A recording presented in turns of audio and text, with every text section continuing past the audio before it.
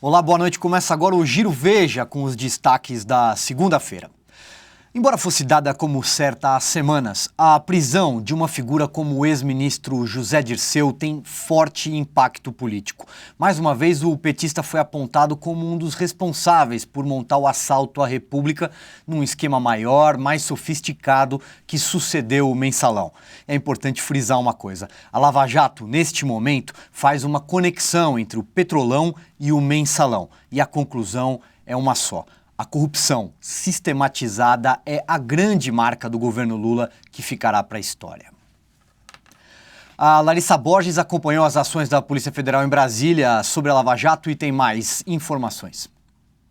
Oi, Silvio. Pois é, Dirceu foi preso em Brasília por volta das 7 da manhã em uma das mais aguardadas fases da Lava Jato. O próprio Dirceu sabia que o dia de hoje estava próximo, ainda mais depois da delação do lobista Milton Pascovitch, que contou em detalhes como a propina era paga. E olha que a diversidade era muita. Tinha propina camuflada de consultoria, propina em reforma de imóvel, compra de apartamento, quitação de aluguel de jatinho e até pagamentos contínuos de uma quase mesada mesmo. O juiz Sérgio Moro, que autorizou a prisão, foi enfático. Segundo ele, Dirceu cometia crimes de forma profissional e habitual. O acesso a sigilos bancários e informações dadas pelo delator Milton Pascovitch mostram que ele continuou a receber propina mesmo depois de já condenado por corrupção ativa no julgamento do Mensalão, o que significa, segundo o juiz, que Dirceu tinha uma conduta de completo desprezo pela lei. Os depoimentos de Pascovitch foram fundamentais para a prisão de Dirceu. E olha que em um dos depoimentos, Pascovitch disse que nos repasses de propina ao petista, se houvesse excedente, o pagamento do dinheiro era enviado a mando de Dirceu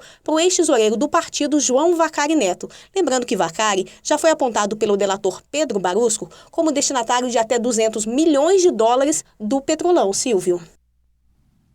Obrigado, Larissa. A Carolina Farina tem os detalhes da entrevista coletiva dada pelos investigadores. Oi, Silvio. Ao explicar nesta segunda-feira os motivos que levaram à prisão de José Dirceu pela Lava Jato, o procurador da República, Carlos Fernando dos Santos Lima, afirmou que o petista não é só um beneficiário do esquema que sangrou os cofres da Petrobras, mas sim um dos líderes do Petrolão. Para o Ministério Público, Dirceu foi responsável por instituir o esquema quando era ministro da Casa Civil, no primeiro mandato do ex-presidente Lula. E mais, continuou a receber dinheiro sujo mesmo durante as investigações e o julgamento do Mensalão, e até depois de preso, condenado pelo Supremo por corrupção. A Procuradoria informou também que os demais líderes do esquema criminoso na Petrobras estão sob investigação. Questionado se o ex-presidente Lula é um dos alvos da Lava Jato, Santos Lima disse apenas que ninguém está isento de investigações. E as prisões de hoje já provocaram comentários de ministros do Supremo Tribunal Federal. O ministro Marco Aurélio Mello classificou bem: a corrupção hoje no Brasil ocorre no atacado. Marcela Matos. Silvio, horas depois da prisão de José Dirceu, o ministro Marco Aurélio Mello, do Supremo Tribunal Federal, fez uma comparação entre o Mensalão e o escândalo de corrupção na Petrobras. Segundo ele, o Petrolão mostra que a corrupção no Brasil envolve crime no atacado e não mais no varejo. Marco Aurélio participou do julgamento do Mensalão e, em 2006, classificou o esquema de compra de votos no Congresso como o maior escândalo de corrupção do país, o que hoje se mostra algo bem menor perto da ação bilionária na Petrobras. O ministro, por outro lado, buscou adotar um tom otimista e disse que as mazelas não são mais escondidas no Brasil, o que afasta o sentimento de impunidade. Silvio. Obrigado, Marcela. Bom, segunda-feira, dia de bater um papo com a Ana Clara Costa, editora de economia do site. Tudo bem, Ana? Tudo bom, Silvio. Boa noite. Boa noite. A notícia do dia é: temos um gigante aí no mundo dos bancos agora, é isso? Exatamente. Hoje foi anunciada a tão esperada compra do HSBC pelo Bradesco por 5,2 bilhões de dólares.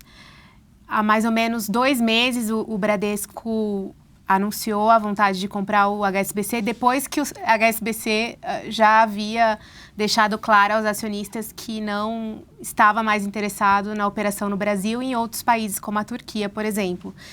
Santander e Bradesco entraram na briga para comprar o HSBC, Bradesco levou.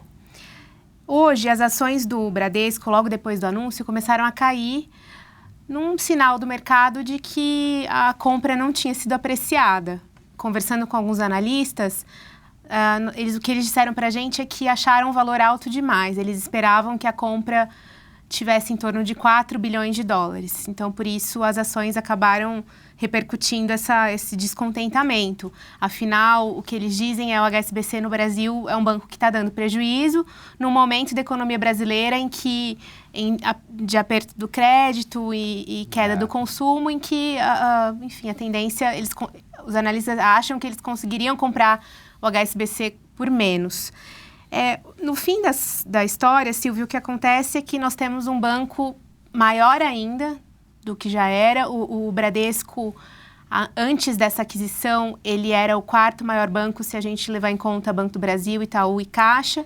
Agora é o 3º maior banco, encostando no Itaú. Né? Enquanto o Bradesco, com a compra, fica com 1,19 trilhão de reais em ativos, o Itaú tem 1,20 no caso, né? Então, está muito perto de ultrapassar o Itaú, com mais de 5.600 agências, mais de 30 milhões de clientes. Então, é um banco que já era gigantesco e agora é ainda mais. Legal, muito bem. Obrigado, Ana. De nada. Foi uma segunda-feira de muitas notícias. Bom, o Giro Veja termina aqui, mas a programação de TV já continua. Até amanhã.